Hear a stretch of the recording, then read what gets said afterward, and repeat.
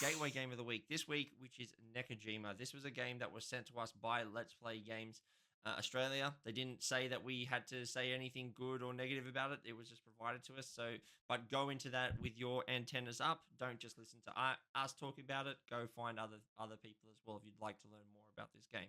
Nekojima is our Gateway Game of the Week because it has now become one of my family favorite games with my young kids.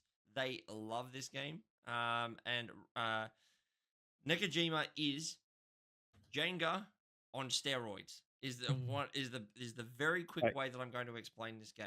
Okay, so Jenga's got nothing on this game, honestly. This is so fun. It's a great game. So Nekojima is a game. All it is we are building power poles on the Isle of Cats, which is in Japan. This is a well-known island, and we are creating these power poles called denshu. And these denshu are little wooden poles that have a string tied between the two of them.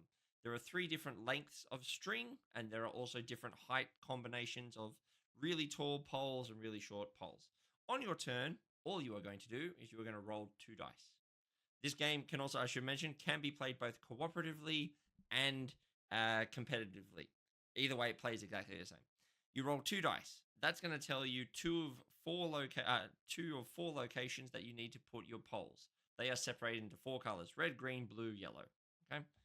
So if I roll a red and a blue, I've got to put 1 pole in the red area and 1 pole in the blue area. It's essentially like a big circle on the ground that's cut up like a pizza in 4 slices. Pretty much. Exactly right.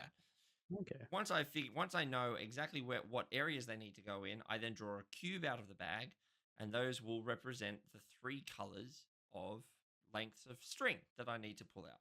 Cool. I pulled out a blue cube. That means I need to pull a blue string, put them down. Great. Moving on. Okay. Ralph would then go. He would do rinse and repeat, except now he has a blue and a green.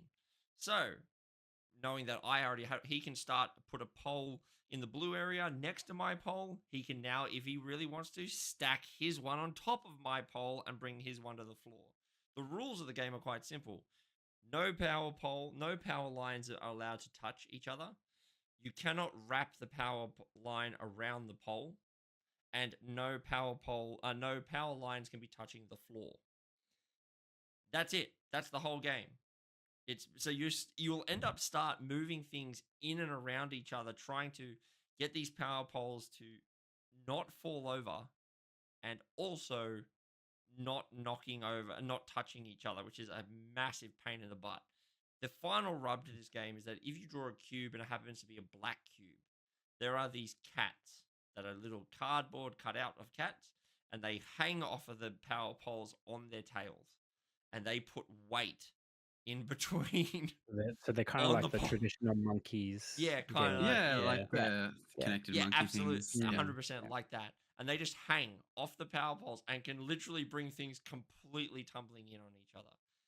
This game plays in 5 to 10 minutes. It is super light. And I have got my daughter and my brother Nick, who we've talked about already tonight.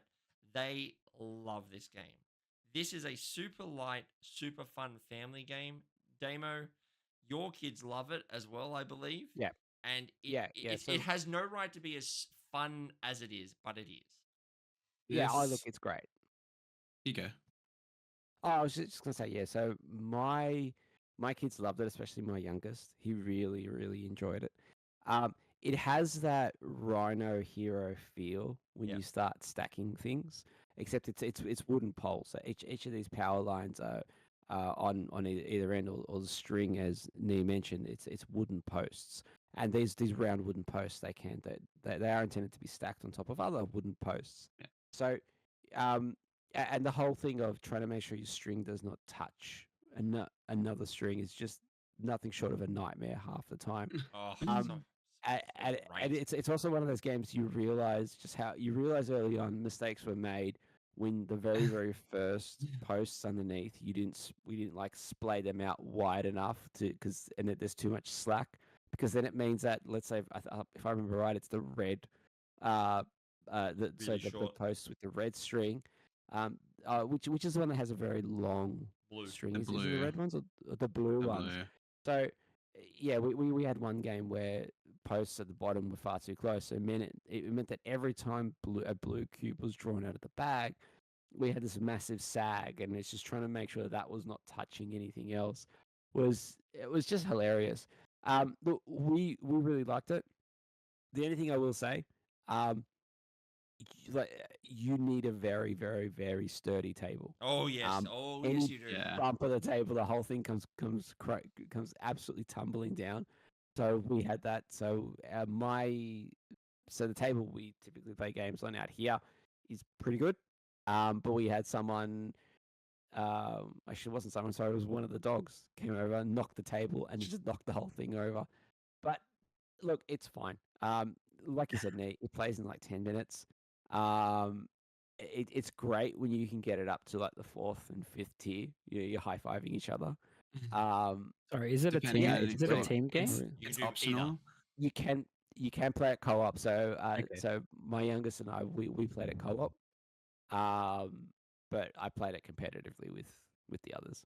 Yeah. Yeah, nice.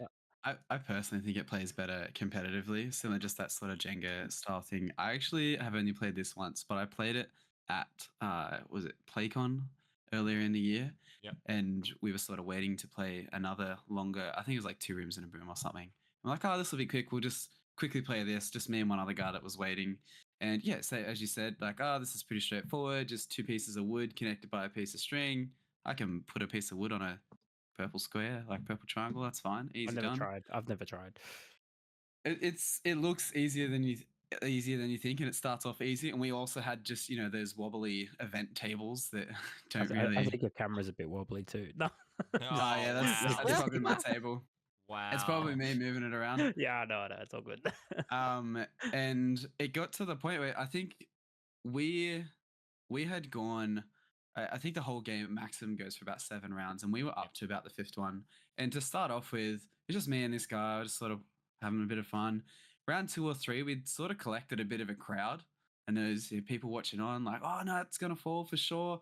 By the next 3rd, 4th round, like we were waiting to play a 20, 30 person game after this. I think we had the entire 30-person group like just circled around us. No, you can't put it there, man. What are you doing? And it was just, I felt like it was very, very entertaining. It did not, it looked like it did not respect to have that much fun, and it just came out. Yeah, it is a spectacle game. It's a Yeah. very spectacle game. Like it has table presence, and when it starts building up, it's great. I will say that with younger children, it's a perfect game just to play as a cooperative game because you can help them out. You say, "Oh no, go there. We're trying to be Yeah. together. We're trying to help out." But when they start getting a little bit older, you're like, "All right, let's go." Like, I think, and you start jeering them on, and it's a lot of fun. I think any type of game where you build something on a table like Rhino Hero or Jenga, it tends to have some sort of presence about it. It sort of announces itself and everyone else sort of sees it.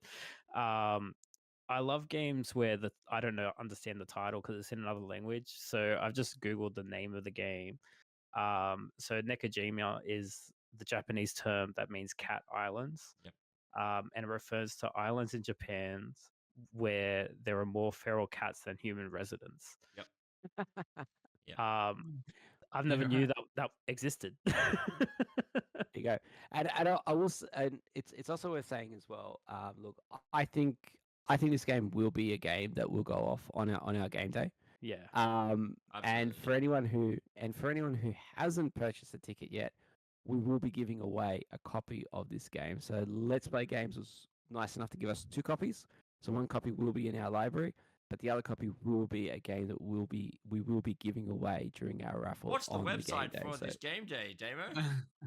It is Sydney. Actually, no, that's a really good question. Actually, I'm It's terrible with memory. www.sydneysfamilygameday.com. That's There it it. is. Thank you. You're welcome. Sorry, So, memory That's all is right. terrible.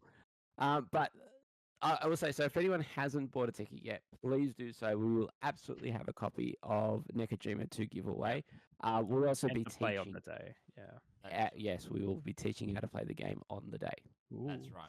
So that was Nekojima, which is wait a minute, I had the designers right here. It is designed by David Kimona and Karen Ewan, and it is published by Unfriendly Games. If you are Yeah, it's published by, and the publisher here in Australia is Let's Play Games Australia. So if you are really, if this sounds like a fun game, you will see it at the Family Game Day. And I honestly cannot recommend this enough for just a really fun, light game that you can play with your kids. This is I, what I this think channel, why we it's did this channel. It's great. I think it's definitely going to be a game that's like permanently set up and played all day. Yeah, it wouldn't surprise me, like, because you could just put it on a table and go, yeah, go for it. And you don't Yeah, even need yeah, chairs. Just totally. stand up, stand around. You have a go, It- get in, have a go. Let's see how we go. It barely needs a teach. It'll be one of those ones where, as the people, even the next people come in, like, oh, we'll quickly show you how to play because it's that Absolutely. fast. And then, Love yeah. it. Absolutely. Anyway, that gets a big thumbs up from us here at the Board Game Gateway. That's Nekojima by David Pomona and Karen Newen. So